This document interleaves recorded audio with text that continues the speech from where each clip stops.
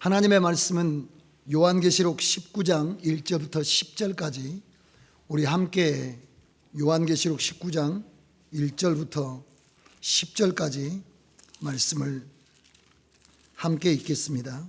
이 일 후에 내가 들으니 하늘에 허다한 무리에 큰 음성 같은 것이 있어 가로되 할렐루야, 구원과 영광과 능력이 우리 하나님께 있도다. 그의 심판은 참되고 의로운지라. 음행으로 땅을 더럽게 한 큰 음녀를 심판하사 자기 종들의 피를 그의 손에 갚으셨도다 하고, 두 번째 가로되 할렐루야 하더니 그 연기가 세세토록 올라가더라. 또 24 장로와 네 생물이 엎드려 보좌에 앉으신 하나님께 경배하여 가로되 아멘 할렐루야 하니, 보좌에서 음성이 나서 가로되 하나님의 종들 곧 그를 경외하는 너희들아, 물온대소하고 다 우리 하나님께 찬송하라 하더라.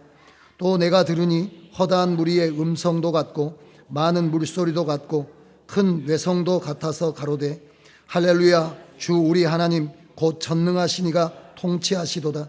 우리가 즐거워하고 크게 기뻐하여 그에게 영광을 돌리세.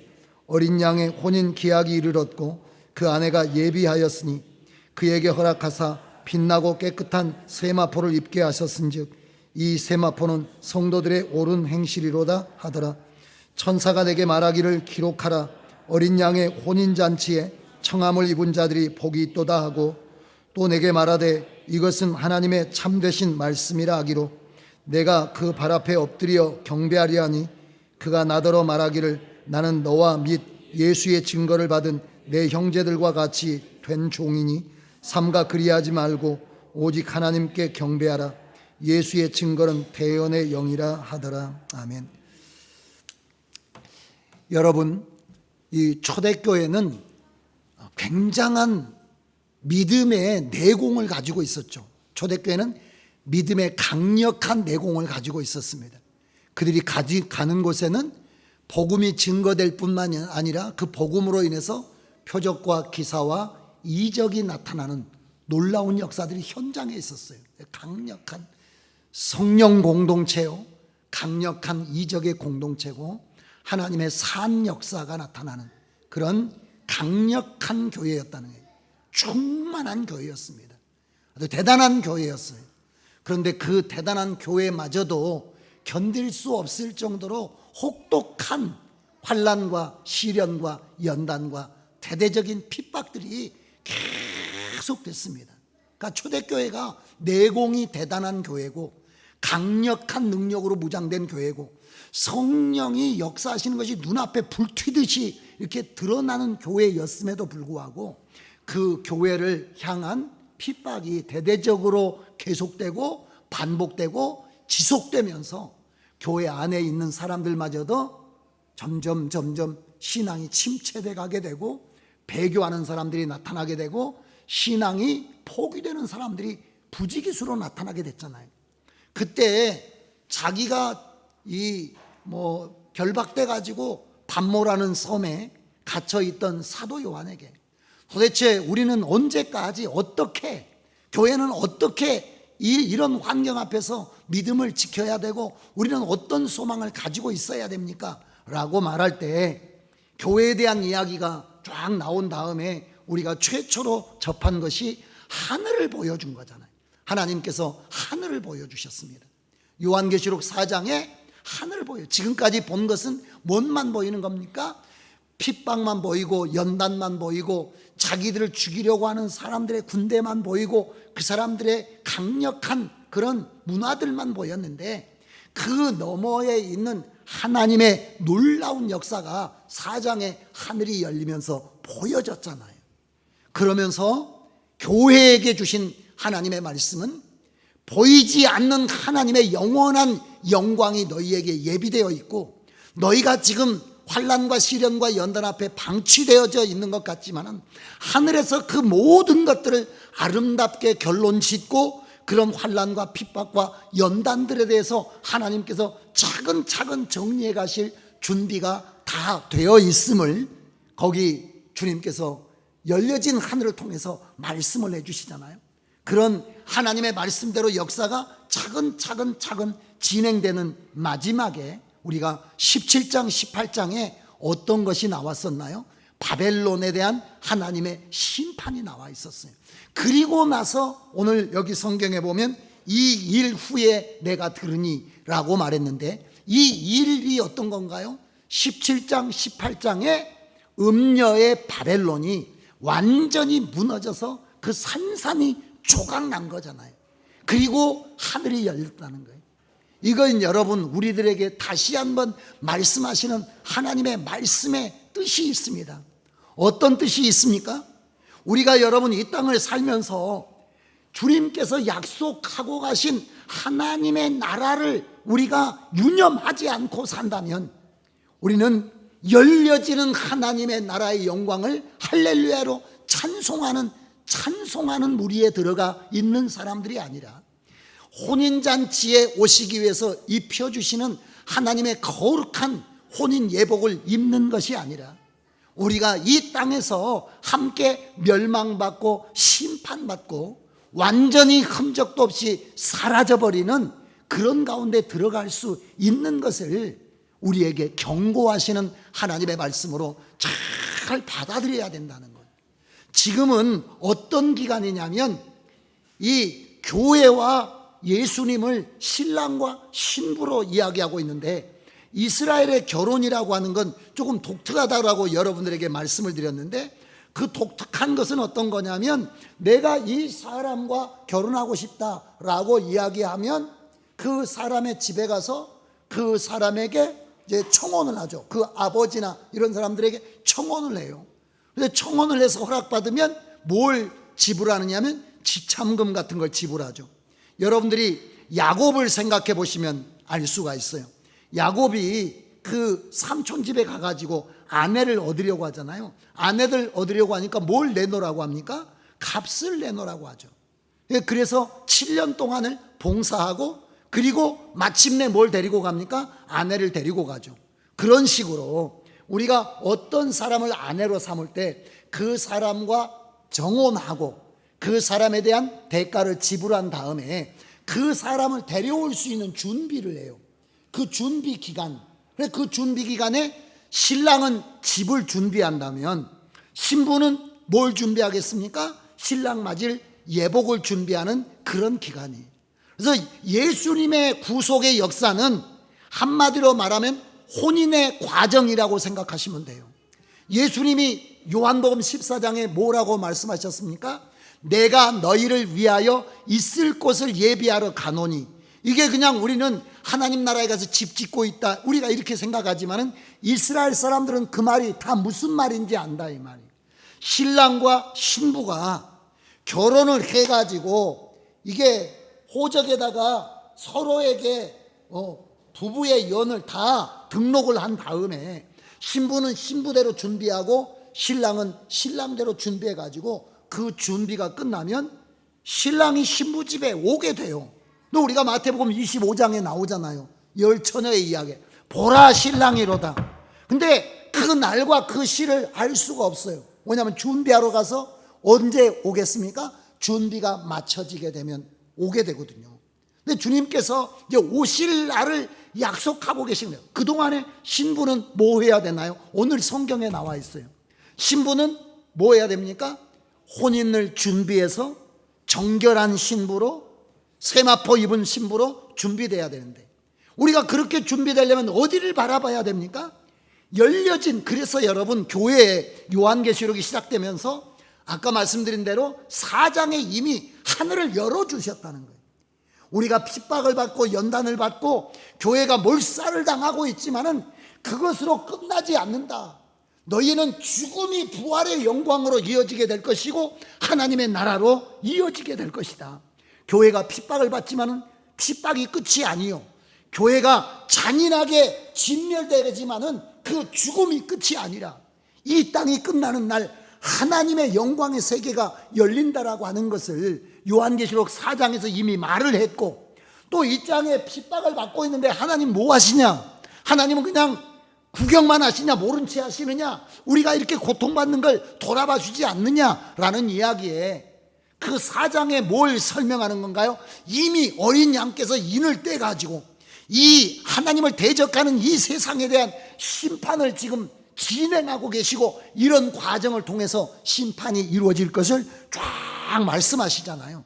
결코 교회를 버리시지 않는, 그리고 교회가 환난과 핍박과 연단을 받지만은, 그리고 죽음에 이르게 되지만은, 이미 10장 11장에 우리가 두 증인이 죽는 것도 나왔었잖아요. 죽임을 당하지만 죽임으로 끝나지 않습니다. 다시 살아나지 않습니까? 하늘로 올라가지 않습니까? 그러니까 우리는 그 사실을 늘 유념하면서 살아야 된다. 우리는 이 땅을 살면서, 그러니까 교회는 철저하게 뭘로 살아야 되냐면 나그네 의식으로 살아야 되고, 여러분 정혼한 신부로 살아야 되고, 신랑을 기다리는 마음으로 살아야 된다. 그렇지 않으면 나도 모르는 사이에 뭐가 되겠습니까? 음녀가 되게 되고 이 세상 사람이 되게 된다. 이 세상의 가치에 빠져서 살게 된다는 거예요. 바벨론이 우리에게 보여주는 것과 같이 우리가 도시 속에 살면서, 이 도시화라고 하는 것이 얼마나 무서운 것입니까? 성경과 반대되는 쪽으로 가는 겁니다. 제가 주일날 여러분들에게 구체적으로 말씀을 드릴 텐데, 여러분 하나님이 건설한 도시가 이 세상 도시가 아닙니다. 맨 처음에 성을 쌓는 것을 보면 누가 성을 쌓느냐면 가인이 성을 쌓습니다. 우리가 시날 평지에 도시를 건설한 것도 니무롯이라는 이야기를 했잖아요. 마지막의 도시는, 이 도시라고 하는 것은 철저하게 무엇을 향해서 가느냐 하면 인본주의를 향해서, 이기주의를 향해서, 개인주의를 향해서 가도록 되어 있어요. 도시라고 하는 것 자체가. 그래서 김장하시느라고 애쓰셨죠.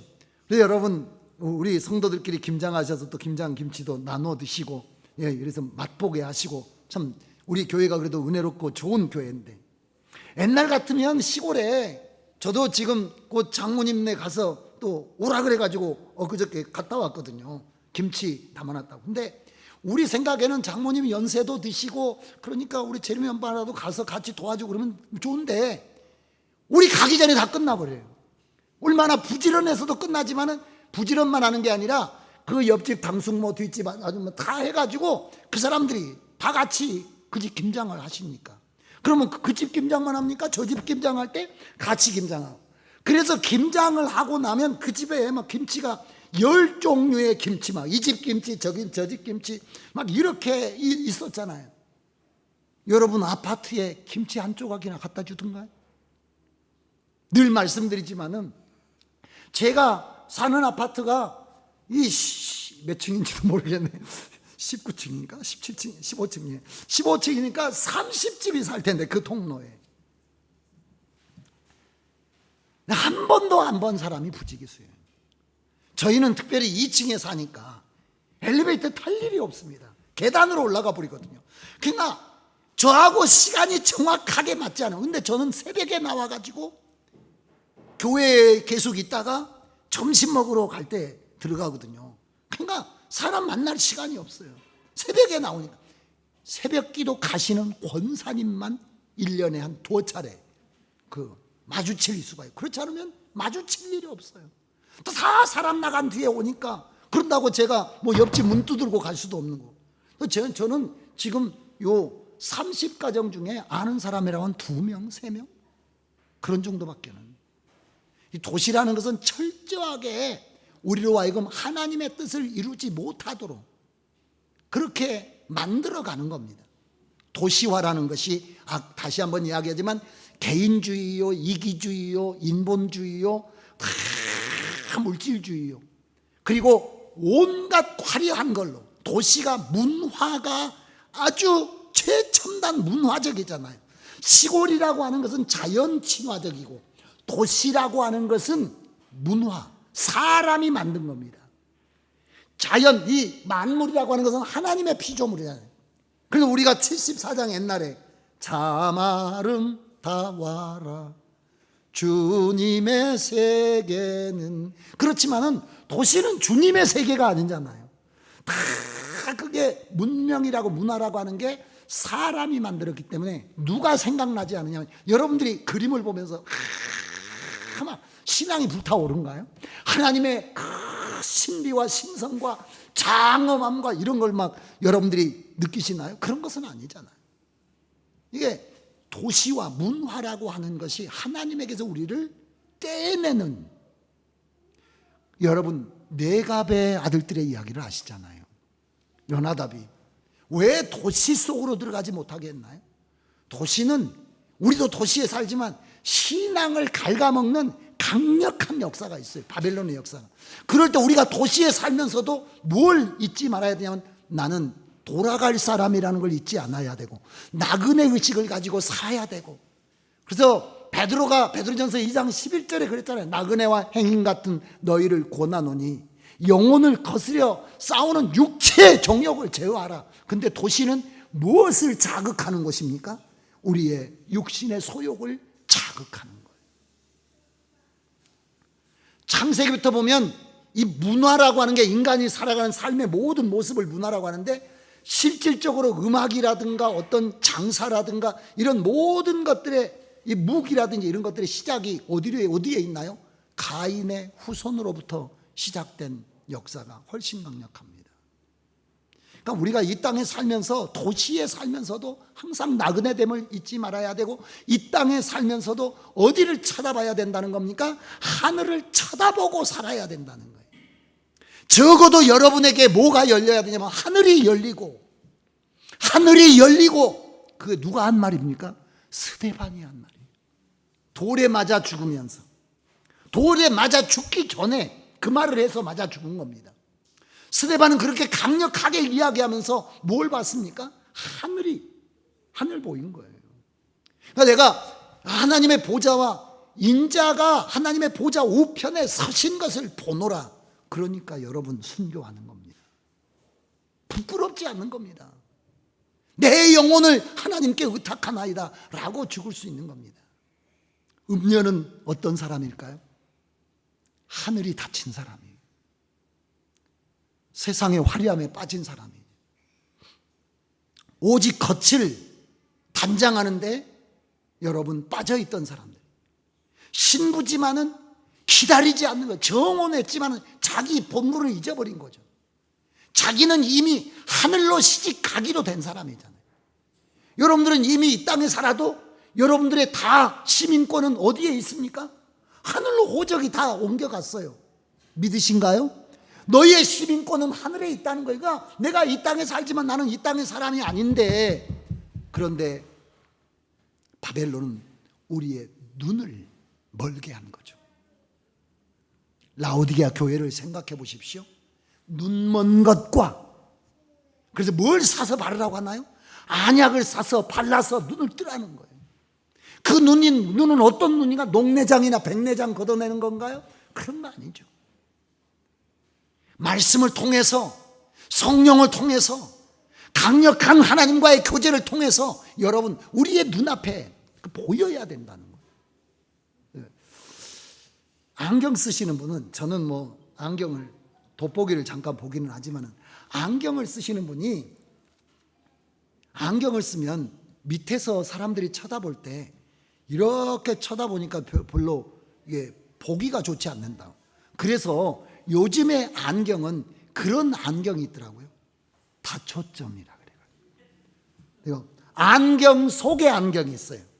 그래서 안경을 평소에 쓸 때는 요 위로 보고, 또 굵은 거 볼 때는 그 안경 속에가 돋보기 같은 게 들어있는 그 안경도 있죠.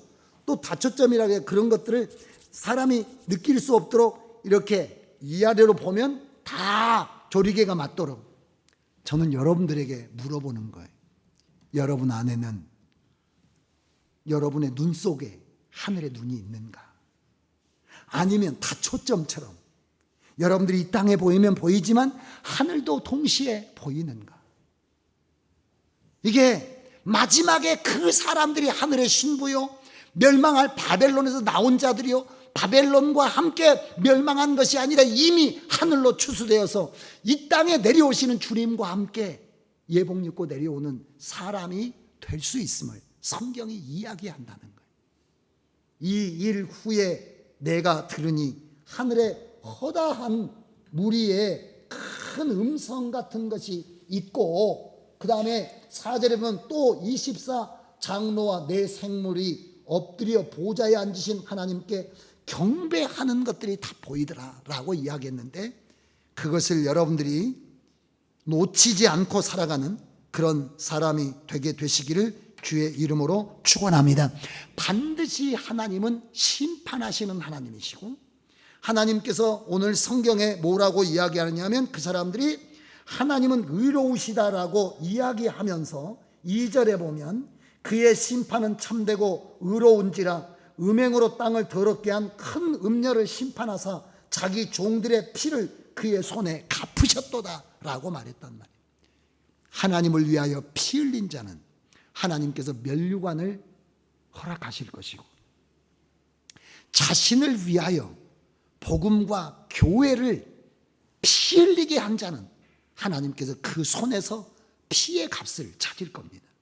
반드시 여러분이 이 땅을 살아가는 동안에 하나님을 위하여 피 흘리는 자로 그렇게 살아가게 되시기를 주의 이름으로 축원합니다. 이제 하나님께서, 그런데 오늘 성경에 뭐라고 이야기하느냐면 하나님의 통치에 대한 이야기가 나와요. 하나님의 통치에 대한 이야기.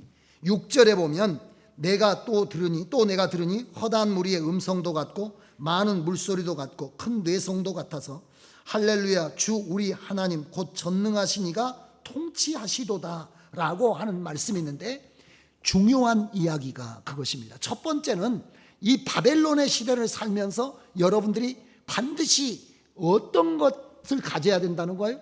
하늘을 바라보는, 하늘이 열려진 자로, 이 땅이 철저하게 땅 중심으로 해가지만은 여러분들은 이중 렌즈를 가진 것과 같이 하늘에 여러분들이 초점을 두고 신앙생활해야 우리가 음료화되지 않는다.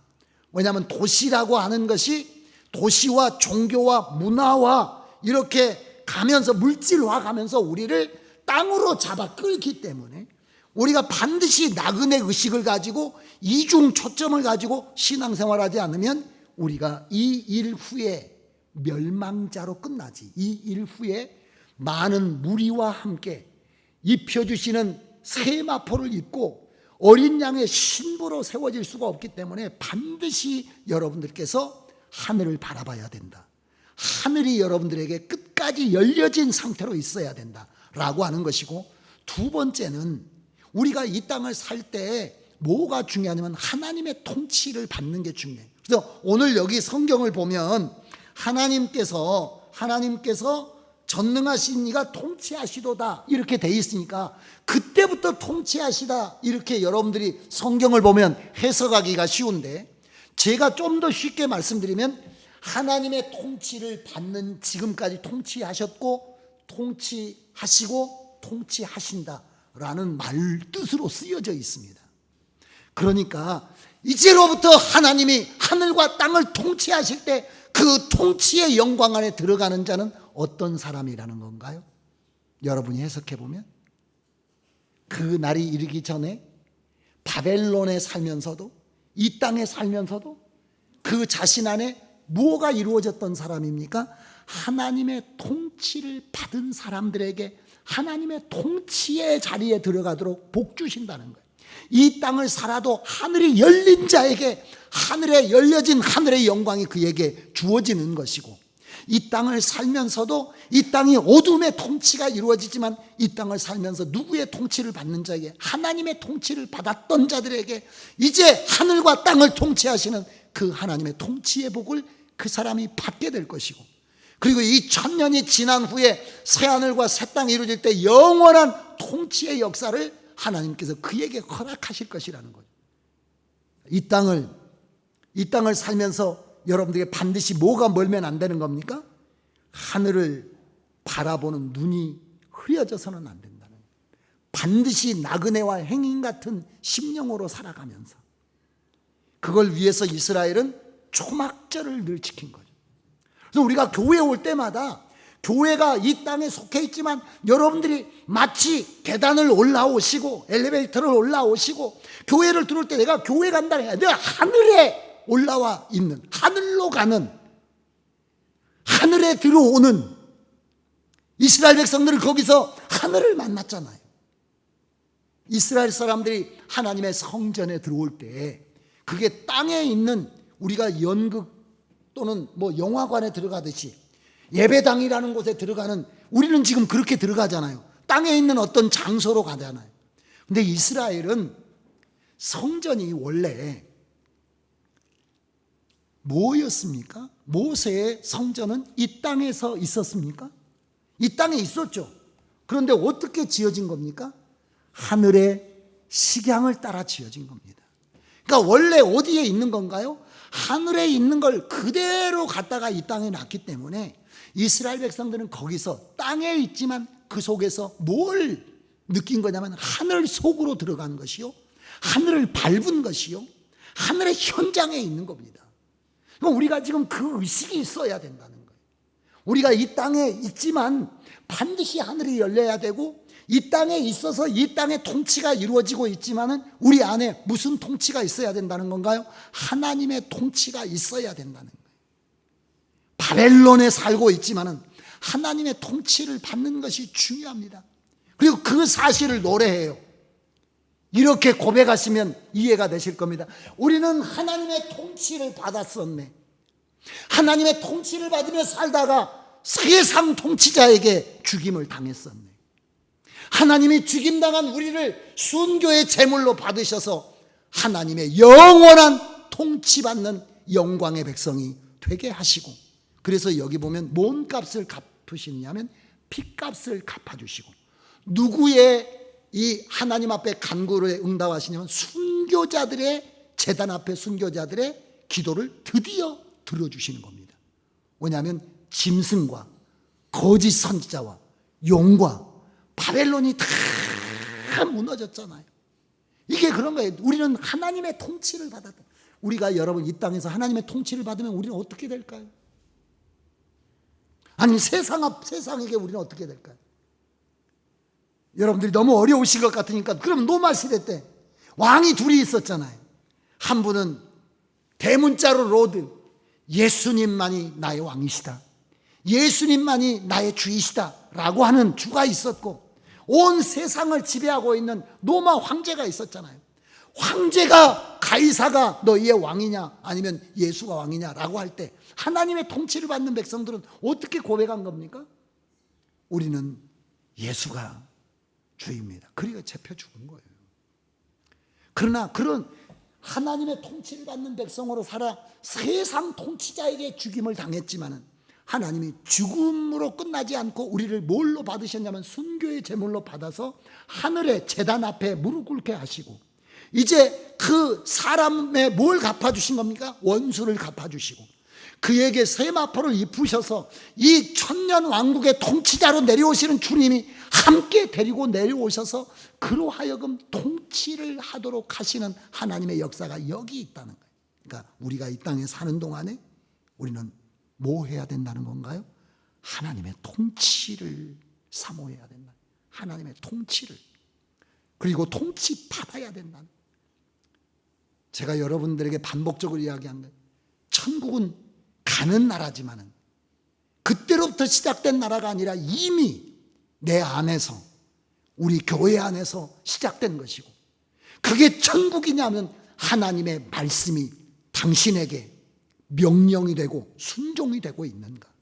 하나님이 진짜로 나를 통치하시는 게 가능한가? 나를 제어하실 수가 있는가? 내 인생의 고삐는 하나님에게 잡혀 있는가? 하나님께서 끄는 대로 내가 끌려가는 사람인가? 이게 너무 중요하다는 거예요. 오늘 본문 말씀에 보면 음녀는 왜 음녀가 됐을까요? 눈이 멀어 음녀가 된 겁니다. 음녀는 왜 음녀가 됐을까요? 하나님의 통치를 벗어났기 때문에 음녀가 된 겁니다. 그리고 그는 파산하게 된 거예요. 우리는 반드시 눈을 떠서 하늘을 바라봐야 될 줄로 믿습니다. 그러면서 7절 8절에 보면 이제 혼인 기약이 이르렀고 신부가 예비되었다라고 말하면서 8절에 허락하사 입게 하신 세마포에 대한 이야기가 나와요. 여러분, 기약이 있습니다. 우리는 알 수 없지만 이미 정해진 하나님의 때가 있습니다. 반드시 우리가 살아가는 이 땅에서 하나님의 역사의 끝이 오는 날이 있게 될 것입니다. 그러므로 여러분들이 이제 뭐 하셔야 되냐면 다가오는 시간 앞에 여러분 자신이 주님 앞에 뭐 해야 되냐면 벌거벗지 않도록 하나님의 옷을 입어야 되는데, 성경은 옷을 뭐라고 이야기하냐면 두 가지 옷을 이야기합니다. 하나는 예수 그리스도의 피로 입혀주시는, 그게 무슨 옷이냐면 예수님이 우리의 수치를 덮어주시는 의의 옷을 입혀주십니다. 의의 옷을 입혀주시고 우리에게 또 입혀주시는 옷이 있습니다. 그것은 벌거벗고 다니지 않게 하라고 말씀하시던 그 여러분, 예수 그리스도로 말미암아 의롭게 된 사람들은 예수님께서 우리에게 주시는 인생 동안 지속적으로 뭘 입어야 되냐면 말씀에 순종하여 그 말씀이 우리에게 뭐가 되어야 되냐면 우리에게 옷이 되어야 된다는 것. 말씀을 옷 입혀준다는 겁니다. 예수 그리스도의 피로 옷 입혀준 우리들에게 하나님께서 지속적으로 우리들에게 옷 입혀 의로운 행실이라 이럴 때 여러분들이 자칫 잘못하면 어떻게 생각하느냐면 안 믿는 사람도 법 없이 살더라, 옳게 살더라, 의롭게 살더라, 그런 내 자신이 다른 사람보다 좀 더 좋은 사람이고 의로운 사람이고 세상이 말하는 의인으로서 그런 옳은 행실이란 그런 말을 말하는 게 아닙니다.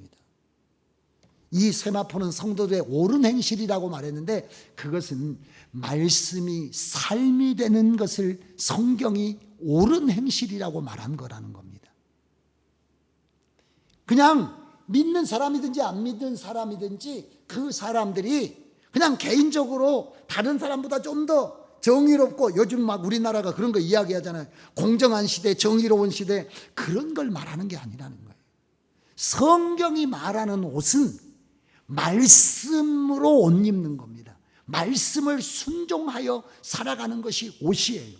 첫 번째 말씀으로 입혀주신 것이 예수님의 피가 여러분들에게 의의 옷이 되었잖아요. 그 이후로 여러분들이 계속 주님이 여러분들에게 뭘로 다가오시느냐면 말씀으로 다가오신다는 거예요. 그러니까 우리가 옷을 사 입어야 되잖아요. 어디 가서 사 입어야 되나요? 이미 성경에 나와 있잖아요.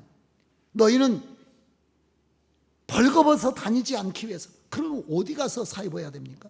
그래서 제사장들은, 우리가 성경에 보면 제사장들이 입는 옷들이 따로 있었잖아요.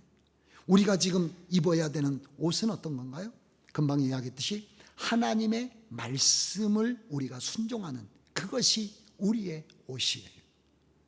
예수님께서 우리에게 입혀주시는 그런 신부의 옷이 깨끗한 세마포를 입게 하셨은즉 이 세마포는 성도들의 옳은 행실이라 그랬는데 그 옳은 행실이라는 게 말씀에 순종하는 삶이 옷이었다는 겁니다. 그래서 예수 그리스도로 옷 입고 이렇게 나와요, 성경에. 그럼 예수로 어떻게 옷을 입겠어요? 예수님을 껍데기를 벗겨가지고 그럼 우리가 예수님을 뒤집어 써야 되는가? 늑대털처럼 그런 게 아니고, 예수는 뭐였습니까? 예수는 말씀하시는 분이었습니다. 이제는 주님을 우리가 어떻게 섬깁니까? 말씀을 순종함으로 섬기는 겁니다. 그러니까 예수 그리스도로 옷 입고 라는 말씀을 좀 더 쉽게 설명하면 예수님이 전해준 말씀을 순종함으로 옷 입고 라는 말씀입니다. 그러므로 말씀이 삶이 되고 말씀이 인격이 되고 말씀이 여러분이 될 때 우리는 옷을 입은 거예요. 그 옷이 신부들이 입는 옷이었다는 겁니다. 그렇지 않으면 우리가 하나님 앞에 벌거벗은 자로 나타날 수밖에 없어요. 이제 마지막 말씀을 전하고 다음 주에 계속하도록 할게요. 9절에 보면 9절과 10절에 보면 청함을 받는 자들이 복이 있다라고 이렇게 이야기가 말씀이 되옵니다. 말씀이 나옵니다. 천사가 내게 말하기를 기록하라. 어린 양의 혼인잔치에 청함을 입은 자들이 복이 있도다 하고 이것은 하나님의 참되신 말씀이라 하기로 라고 했어요. 청함을 받아야 됩니다. 청함을. 그러면 청함을 받은 사람이 요한계시록에 보면 어떻게 요약되어 있냐면 첫 번째, 예수 그리스도를 영접한 사람이 청함받은 사람. 예수 그리스도를 구주로 영접한 사람이 청함을 받은 사람입니다. 청함받은 사람은 어떤 사람입니까? 우리가 요한계시록 7장에 오면 인맞은 자가 청함을 받은 사람입니다. 인맞은 자가 청함을 받은 신부예요. 여러분, 우리가 요한계시록 7장 14장에 나오면 어떤 사람이 청함을 받은 사람입니까? 열매 맺은 자가 청함을 받은 사람이에요. 열매 맺은 자. 열매 맺은 자가 청함을 받은 사람입니다. 마지막으로 중요한 게 누가 청함을 받느냐면 신부가 청함을 받아요. 근데 그 신부는 어떤 신부입니까? 정절이 있는 신부예요. 그러니까 여러분들이 점검을 해보시면 돼요. 나는 예수 그리스도를 영접하여 하나님의 자녀가 되었는가? 라고 하는 것을 점검하셔야 됩니다. 그렇지 않으면 여러분 하나님 앞에 하나님이 뭘로 청하십니까? 복음으로 초청하잖아요. 예수 복음으로 초청한다니까요. 복음의 초청이잖아요. 두 번째는 뭐 해야 됩니까? 이 시대 가운데 우리가 인맞은 자, 이 시대가 지금 하나님을 대적하여 타락하는 우상숭배가 심각하고 예배가 무너지고 신앙이 타락해가는 그런 걸 하나님의 눈물과 하나님의 가슴을 마음을 가진 자가 그가 청함을 받은 사람이에요. 하나님에게 청함을 받는 사람. 하나님에게 청함을 받는 사람이 누굽니까? 여러분, 하나님에게 청함을 받는 가장 중요한 것 중에 하나가 열매 있는 자예요. 열매 맺는 자예요. 하늘의 열매 맺는 자. 그리고 중요한 것이 정결한 신부가 청함을 받습니다. 여러분들이 그 자리에 항상 서 계셔야 된다. 그러면서 철저하게 우리가 무슨 중심으로 살아야 되나요? 무슨 중심으로? 하나님만을 예배하고 우리가 함께 공동체를 이루어서 하나님을 향해서 나가는 이 믿음의 실패가 없도록 정말 조심해야 될 필요가 있어요. 우리가 자칫 잘못하면 사람을 경배하는 단체가 될 수가 있습니다. 오늘 10절에 보면 이런 일들을 들려주는 그 사람의 천사에 대해서 요한이 어떤 심정을 가지게 되나요? 10절에 보면 내가 그 발 앞에 엎드려 뭐 합니까? 경배하려 하니 그가 나더러 말하기를 나는 너와 및 예수의 증거를 받은 내 형제들과 같이 된 종이니 그리하지 말고 오직 하나님께 경배하라. 예수의 증거는 대원의 영이라 하더라 라고 했는데 무슨 말이냐면 우리가 목사든지 집사든지 어떤 사람이든지 하나님의 대리자일 뿐이지 그러므로 그 사람을 경배하는 것이 아니라 그 사람을 보내신 하나님을 경배해야 되고 그 하나님을 예배해야 되지. 마지막 시대가 거기에 빠지면 안 된다는 겁니다. 오직 우리 교회도 마찬가지. 하나님, 여러분과 제가 다 동일한 종들이며 하나님께서 맡겨주신 일을 통해서 대신 하고 있을 뿐이지 제가 하나님은 아니지 않습니까? 아직 헷갈리시는 분이 계신가? 제가 하나님은 아니시지 않습니까? 하나님이 저를 통해서 말씀하시니까 그분을 경배해야 되는 거예요. 누군가 우리나라는 자칫 잘못은 안수에서 고침받았습니다. 누구를 경배해 버립니까? 안수한 자를 경배합니다. 누군가 기도해서 성령에 막 내가 체험을 받았습니다. 누구를 추종하는 겁니까? 그 사람을 하나님으로 경배해요. 그러나 성경은 말합니다. 마지막 시대가 제일 조심해야 될 것 중에 조심해야 될 것이 우리가 모두가 형제예요.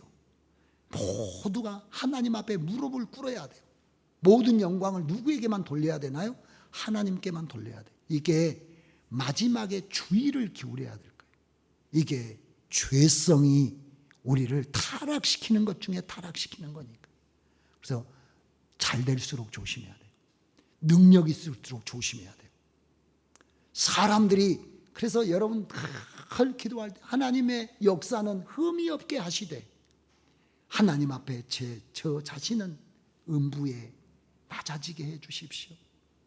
하나님의 말씀을 전함에 있어서는 하나님의 역사를 감당함에 있어서는 하나님의 위엄과 권위가 있게 하시되 내 자신이 하나님 앞에서 사람들 앞에서 참 무릎 꿇고 사람들의 발을 씻겼던 그게 하늘의 모습이에요.